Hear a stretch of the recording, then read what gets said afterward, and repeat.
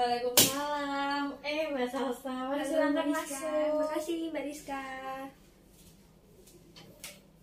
Gimana kabarnya Mbak Salsa hari ini? Alhamdulillah baik Mbak. Kesibukannya apa ya akhir-akhir ini? Apa kesibukannya Mbak Salsa? Kesibukannya saya kerja sih Mbak. Saya juga agak capek akhir-akhir ini. Loh, capek kenapa Mbak? Ya saya habis pulang kerja jadi capek gitu. Berarti ini habis pulang kerja? Iya. Lah tadi kesini diantar sama siapa? Tadinya itu mau diantar sama mas saya. Cuman karena mas saya berhalangan jadi saya naik Grab gitu. Loh, tapi kan hujan-hujan apa nggak susah nyari Grabnya Mbak? Iya, tadi saya juga itu nyari Grab terus ditolak 6 kali Mbak. Oh ya, ada-ada aja. Iya. Ya kan karena hujan jadi nyari Grabnya susah. Nah, Mbak Salsa ini kalau boleh tahu sekarang kerja di mana Mbak dan bagian apa? Saya alhamdulillah sih ya Mbak, kerjanya di rumah sakit terus di UGD.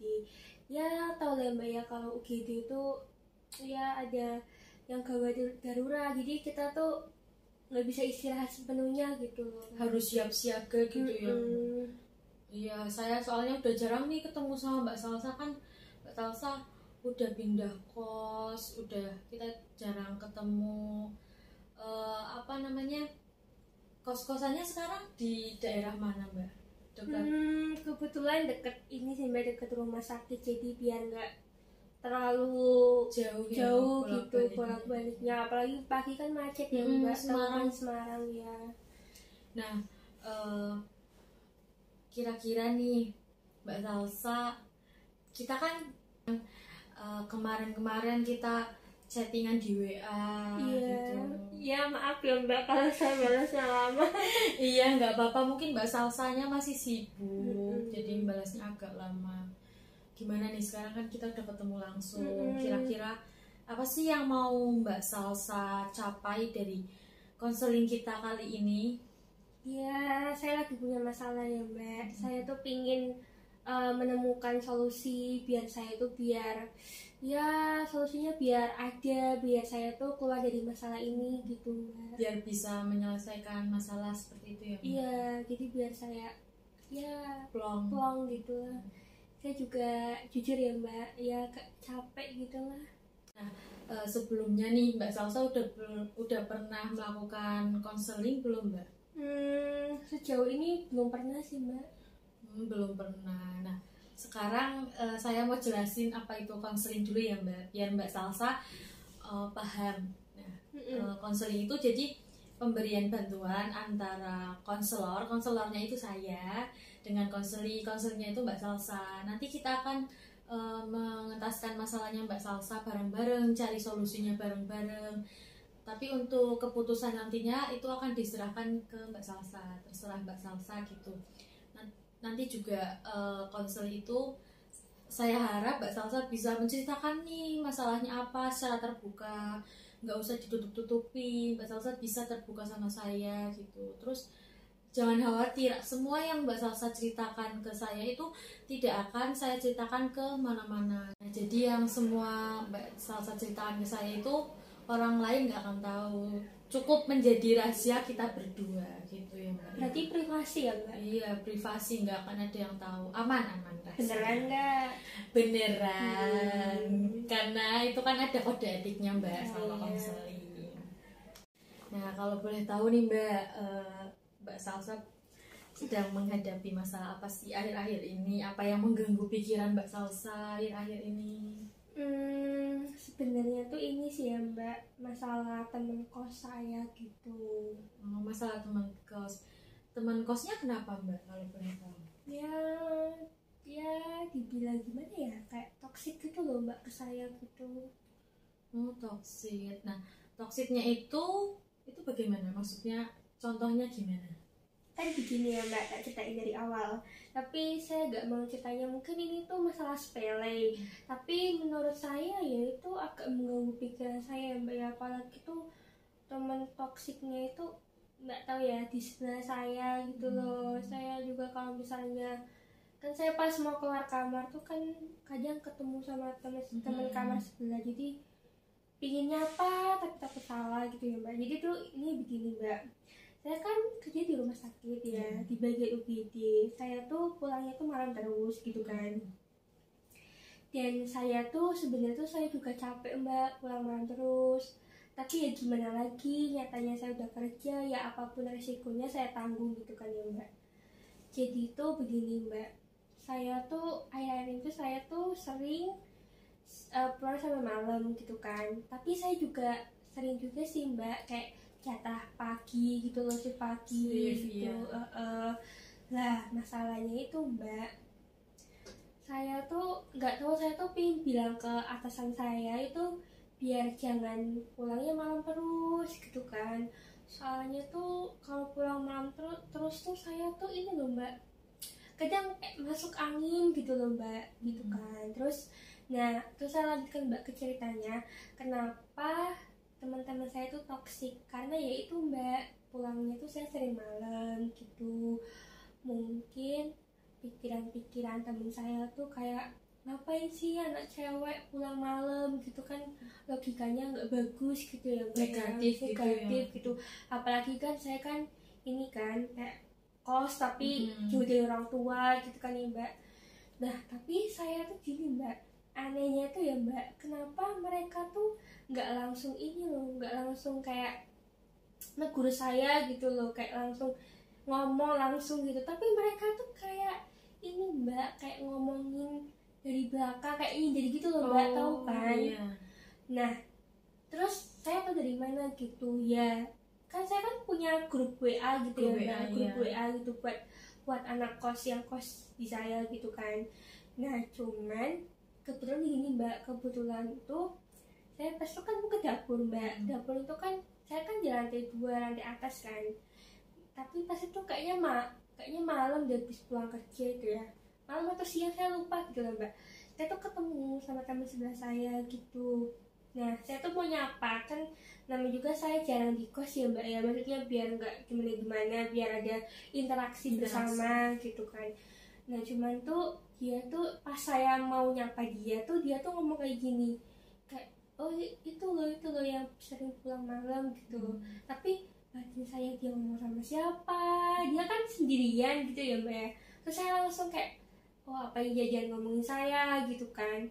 Terus saya tuh nggak berani ngomong gini, kamu nyindir aku gitu, kayak ya udah aku ngambil air habis itu saya langsung ke kamar gitu kan ya mbak ya. Terus habis itu gini mbak, saya tuh juga bingung ya mbak ya, saya pulang malam salah, terus saya mau negur tapi takut itu begini mbak, takut kayak nanti jadi kayak seakrab gitu kan. Terus saya kan pendatang baru ya mbak, jadi saya tuh belum tahu kayak teman saya di sebelah kan udah berbulan-bulan, bahkan dari umur 1 tahun, bahkan dari pas masuk kuliah sampai kerja gitu. Kebetulan teman sebelah kos kamar saya itu tuh kerja juga sih mbak, kerja. Cuman tuh gini mbak, di kos saya itu gak semuanya tuh pekerja mbak. Kayak ada yang kos gitu-gitu. Bahkan mbak tau gak sih, ada yang sebenarnya tuh rumahnya tuh di Semarang, cuman karena kosnya di daerah situ jadi malah milik kos di situ gitu biar nggak bolak-balik gitu. Nah menurut Mbak Rizka tuh gimana ya mbak, saya tuh harus bagaimana lagi, kayak saya tuh bingung gitu loh. Jadi tuh gini mbak, kalau saya pulang tuh bukannya saya pulang ke kos nih ya, bukannya saya tuh kayak seneng gitu loh mbak, malah kayak kepikiran itu kayak mengganggu pekerjaan saya gitu loh mbak gitu. Terus menurut Mbak Rizka tuh gimana mbak caranya? Saya minta tolong dibantu ya mbak, saya juga udah pusing banget ini. Saya tau gak sih mbak, saya tuh nangis kayak capek gitu loh, kayak tau gak sih mbak, saya tuh gini, kayak kan kadang tuh habis pulang dari kos saya tuh kan butuh temen cerita ya, kemudian saya sama mbak kan udah ini ya, udah beda kos gitu kan, itu dari temen cerita gitu. Kadang saya mau chat Mbak Rizka tapi chatnya udah kemalaman, jadi kan kayak nggak mungkin gitu loh, apalagi kan saya orangnya kan ini ya slow respon banget ya nggak sih Mbak. Kayak maka dari itu sibuk gitu. Terus gimana ya Mbak caranya? Dari yang saya tangkap dulu ya Mbak. Jadi Mbak Salsa ini nggak betah di kos karena teman-teman tetangga kos itu toksik gitu ya, suka nyindir gara-gara pulang malam, padahal kan itu kebetulan shiftnya Mbak Salsa pulangnya malam gitu. Tadi kan Mbak Salsa bilang nih kalau Mbak Salsa di kos itu sering banget disindir-sindir. Kira-kira seberapa sering sih Mbak Salsa itu disindir sama teman-teman kos, sama tetangga-tetangga kos? Iya, seberapa sering ya mungkin banyak ya Mbak ya. Karena nyindirnya itu gini loh Mbak, kayak misal nih sehari nyindir gitu loh, tiba-tiba tuh nanti berapa jam kemudian nyindir lagi gitu loh. Kayak gini Mbak, nyindirnya itu kalau gini, nyindirnya tuh kalau mereda pas saya pulang, pas saya ini berangkat kerja. Tapi kalau saya udah balik kerja, itu kayak langsung nyindir itu langsung gini loh Mbak, langsung kayak sering gitu loh Mbak. Makanya tuh saya tuh kayak pingin tentram gitu loh, pingin pulang kerja, boy ya ada temen yang tok-tok sama saya ngajak cerita, terus gimana ya kerjaanmu, apakah lancar atau gimana, karena kan saya juga butuh teman cerita gitu loh Mbak. Nah, kalau menurut Mbak Salsa dari skala 1 sampai 10, tingkat ketidakbetahan Mbak Salsa di kos karena teman-teman yang toksik tadi itu berapa? 8 sih mungkin ada Mbak, 8. Kalau boleh kita sama-sama nih menurunkan dari yang tadinya 8 bisa turun 1 atau turun 2 jadi 7 atau 6 gitu. Bisa? Sepakat? Ya bisa lah Mbak, boleh. Kita coba ya. Ya saya mau dibantu juga, saya juga capek Mbak gitu. Ya semoga bisa ya Mbak ya. Nah nanti kalau Mbak Salsa boleh nih, boleh saya tahu teman-teman Mbak Salsa, tetangga kos Mbak Salsa itu kan menyindir Mbak Salsa. Tahu nggak alasannya kenapa? Mbak Salsa tahu nggak? Mungkin khawatir ya Mbak ke saya kan cewek, dan juga itu kebetulan temen sekos tuh nggak ada yang sama kayak kerja sama saya gitu loh di rumah sakit gitu.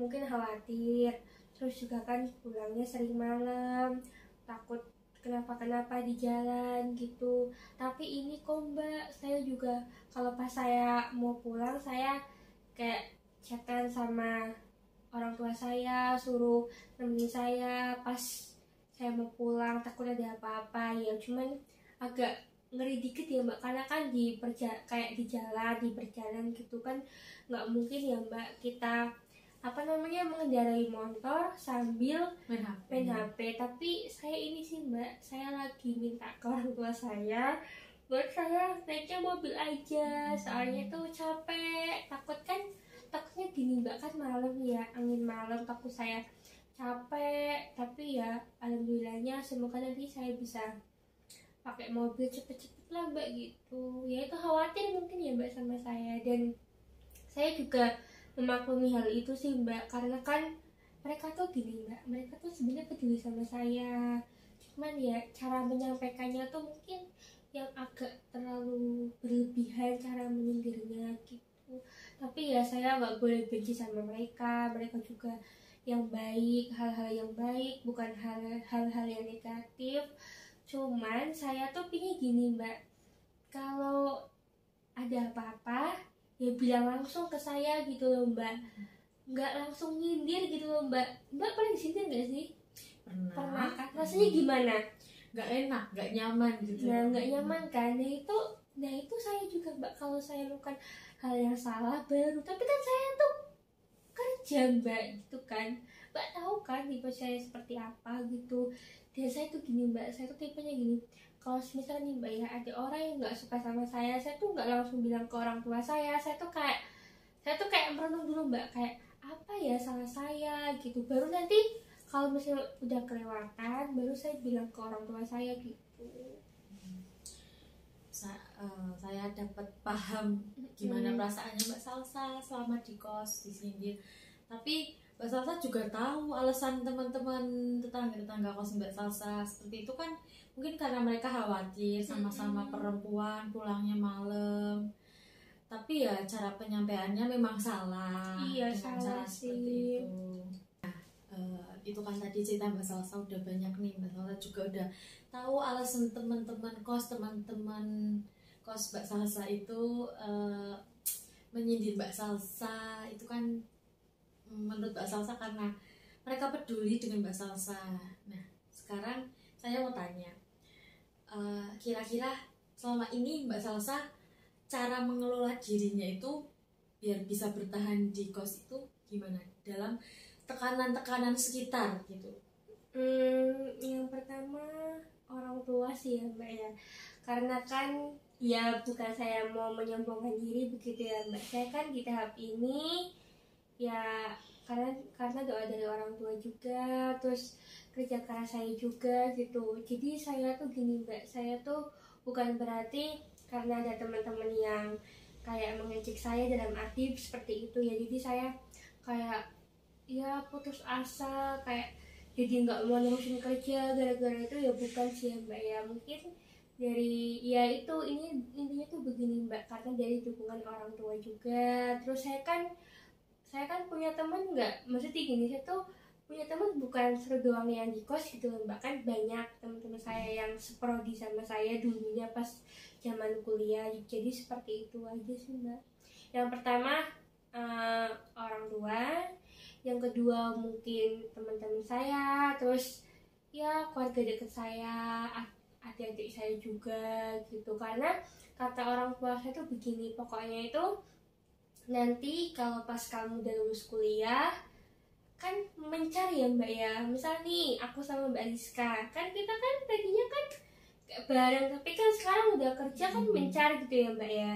Ya jadi seperti itu, kayak kita tuh punya kayak fondasi sendiri gitu, jangan bergantung ke orang lain gitu. Tapi ya ada kalanya kita membutuhkan orang itu, tapi ya intinya itu dukungan pertama tuh dari kedua orang tua saya, seperti itu. Jadi saya tuh gak boleh mengecewakan kedua orang tua saya dengan alasan apapun, karena saya intinya itu untuk membahagiakan kedua orang tua saya.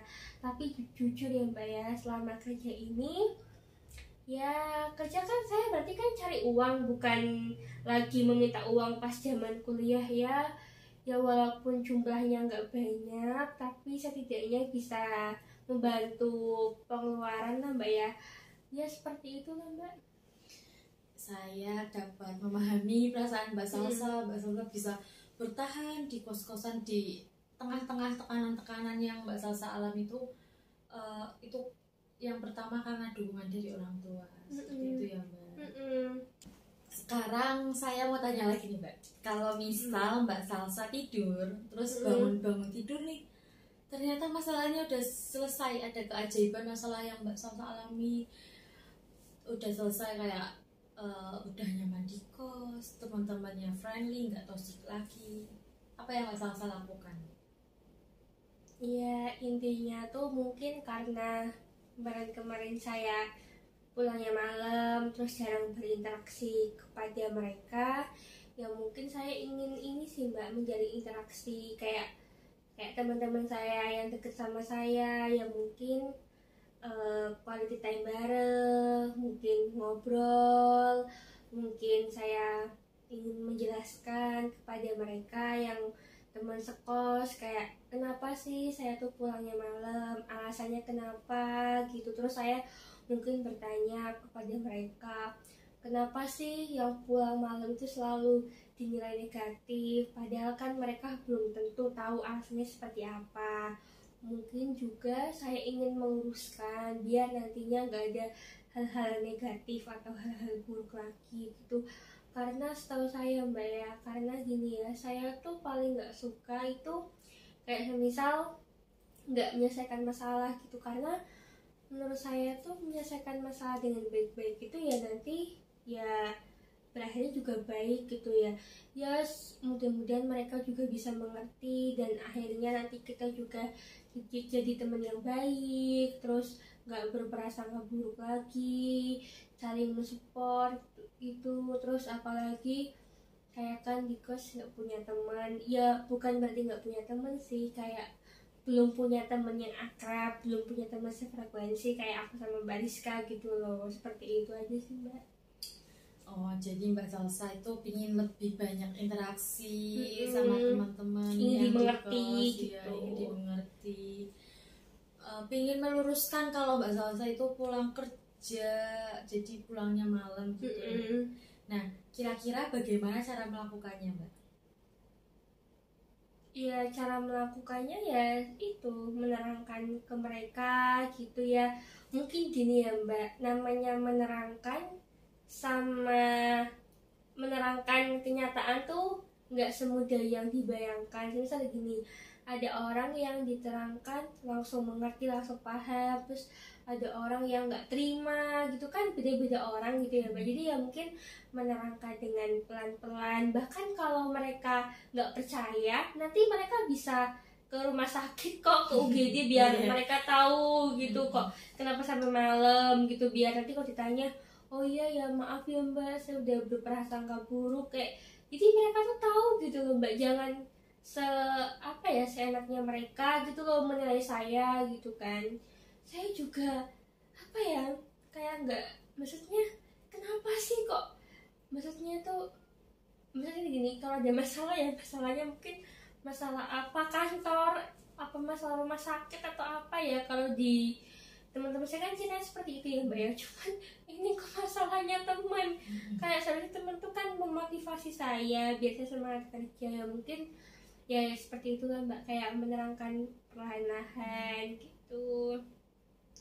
Ya keduanya yaitu kalau mereka nggak percaya ya mereka saya ajak ke tempat ini, ke rumah sakit aja biar mereka lihatlah seperti apa situasinya gitu. Wah, bagus banget nih solusi dari Mbak Salsa, mau menerangkan ke teman-teman secara baik-baik, secara perlahan-lahan. Nah, semoga Mbak Salsa ini bisa berkomitmen ya, dilakukan dengan sungguh-sungguh. Jangan nggak sungguh-sungguh. Kalau nggak sungguh-sungguh kan masalahnya bisa berkepanjangan gitu. Iya sih. Ya mungkin ini kan saya dari Mbak Rizka kan, saya kan ini malam ya. Ya mungkin saya menunggu waktu yang luang dulu ya Mbak ya, kan saya sibuk. Nanti ya mungkin nanti kalau ada waktu luang saya mungkin mau mengajak, kayak misal ayo keluar bareng, kayak aku mau jelasin gitu. Ya capek juga sih Mbak ya kalau masalahnya belum selesai, kayak masih mengganggu di pikiran saya gitu loh. Tapi selama ini ya Mbak ya, saya jarang sih bilang ke orang tua saya kalau saya punya masalah ke teman saya gitu. Tapi saya tuh gini Mbak, saya tuh tipe orang yang selalu memendam masalah. Kadang kalau sampai parah itu saya bisa nangis sendiri gitu loh Mbak. Kayak agak aneh gitu loh Mbak ya kan. Seperti itulah, tapi ya gimana lagi ya nyatanya. Ya pokoknya jalani aja gitu lah Mbak.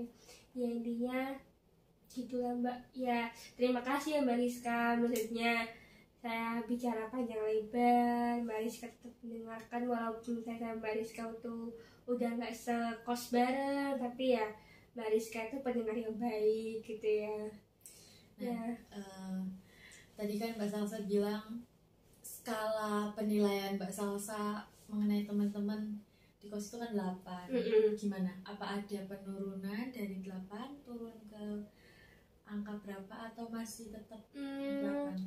Alhamdulillah dari penerangan Mbak Rizka yang sebelum-sebelumnya sampai sekarang itu ya maksudnya udah buat dijawab sih Mbak ya. Mungkin saya belum istilahnya tuh gini, saya tuh mungkin ini ya Mbak, mungkin berangsur-angsur gitu, kayak ya pokoknya dikit-dikit gitu kan, namanya juga kita untuk menyelesaikan masalah ya Mbak ya, jadi mungkin bertahap gitu. Tapi dari Mbak Rizka yang tadi menjelaskan tentang konseling itu apa gitu, saya jadi paham gitu. Jadi walaupun masalahnya itu kayak rumit, tapi dengan apa ya istilahnya, berinteraksi ke Mbak Rizka jadi kayak plong gitu loh Mbak. Jadi kayak ya masalahnya itu terpecahkan gitu ya, walaupun nggak semuanya, cuman kan bertahap, tapi dari intinya ya udah menjawab gitu Mbak. Jadi udah turun ya Mbak? Iya udah turun ya. Jadi gini Mbak, kan dari tadi kan saya kayak ingin tahu, kayak ingin cepet-cepet selesai, terus sekarang udah mulai kayak terbuka, kayak udah kayak oh ya maksudnya udah selesai gitu masalahnya, nanti saya tinggal terapkan. Kalau nggak besok ya besoknya, nunggu waktu luang aja sih, seperti itu. Nah semoga habis dari sini Mbak Salsa bisa menerapkan solusi-solusi yang tadi Mbak Salsa sampaikan secara sungguh-sungguh, dan masalahnya bisa cepat selesai. Amin, gitu ya, terima kasih Mbak. Nah kayaknya waktunya udah mau habis nih Mbak. Kita akhiri saja ya. Apa Mbak Salsa ada pertanyaan lagi mungkin atau ingin disampaikan? Ya untuk Mbak Rizka tuh saya terima kasih ya Mbak ya. Mungkin saya agak kurang etis malam-malam datang ke tempatnya Mbak Rizka gitu ya. Apalagi kan ini hujan ya, waktunya buat tidur gitu ya Mbak ya. Ya saya itu terima kasih karena sudah apa namanya ya, kayak meluangkan waktunya gitu. Mbak Rizka juga capek, walaupun Mbak Rizka nggak seperti saya, kayak saya kan apa ya dari malam terus pulang pagi kan ya. Tapi saya sangat-sangat menghargai, kayak makasih banyak ya Mbak udah membantu saya gitu. Yang tadinya saya kayak murung, kayak pengen cepet-cepet dibantu masalahnya, dengan perbincangan ini kayak jadi ya masalahnya udah dikit-dikit mengecil menurun, jadi kayak udah plong gitu. Tapi nanti kalau lain kali saya butuh cerita, nanti saya WA ya Mbak ya, atau kita bisa quality time bareng gitu ya, bisa ya. Kalau misal Mbak Salsa merasa belum terselesaikan masalahnya atau ada masalah lagi nih, bisa chat saya lagi, nanti kita atur pertemuannya. Oke. Biar sama-sama bisa ketemu gitu. Kalau lewat WA kan kurang efektif gitu ya Mbak. Jadi kayak tapi ya juga sih ya Mbak ya. Iya, tapi nanti bisa diatur lah ya Mbak ya. Ya pokoknya seperti itu. Makasih banyak ya Mbak ya. Jadi ya segitu dulu lah ceritanya. Mungkin nanti kalau udah tapi Mbak Rizka doanya jangan ada masalah terus, Mbak juga pusing kepala saya kan. Nah dari tadi kan kita udah cerita panjang kali lebar nih. Mbak Salsa, kesimpulan dari konseling kita hari ini tuh apa kesimpulannya? Ya kesimpulannya itu intinya tuh apa ya, kesimpulannya gini Mbak, intinya itu kita kalau ada masalah kita hadapi, terus kita itu jangan kayak putus asa, kita harus cari apa ya solusinya. Kalau misalnya kita nggak bisa menangani solusi tersebut ya minta bantuan ke temen. Nah contohnya Mbak Rizka, makanya aku minta bantuan ke Mbak Rizka gimana caranya, seperti itu. Begitu. Kalau misalnya udah nggak kuat lagi nih ya berdoa sama Allah gitu kan Mbak, bener kan? Iya, datang ke psikolog kalau nggak ke ini. Saya tuh biasanya ini loh Mbak, dengerin kajian Ustadz siapa, Hanan Atta kita iya, nah itu seperti itulah. Nah kalau gitu, kalau misalnya nggak ada yang mau disampaikan, kita tutup aja ya Mbak. Iya. Maaf ya Mbak. Kalau gitu terima kasih Mbak Salsa udah mau Mbak. Iya, ceritain masalahnya. Sampai ketemu lain kali. Ya maaf ya Mbak kalau ada salah-salah ngomongnya tadi, mungkin agak ngegas dikit ya karena saking sebelnya sama teman saya, emosi gitu. Nggak apa-apa Mbak. Oke Mbak, jadi saya pulang dulu ya. Terima kasih Mbak. Assalamualaikum. Hati-hati di jalan. Iya, makasih. Semoga selamat sampai tujuan. Iya, makasih. Ini pesan Grab berarti? Iya, pesan Udah di depan. Di depan kayaknya udah nunggu deh tadi. Makasih ya Mbak. Iya, hati-hati Mbak Salsa. Assalamualaikum. Waalaikumsalam.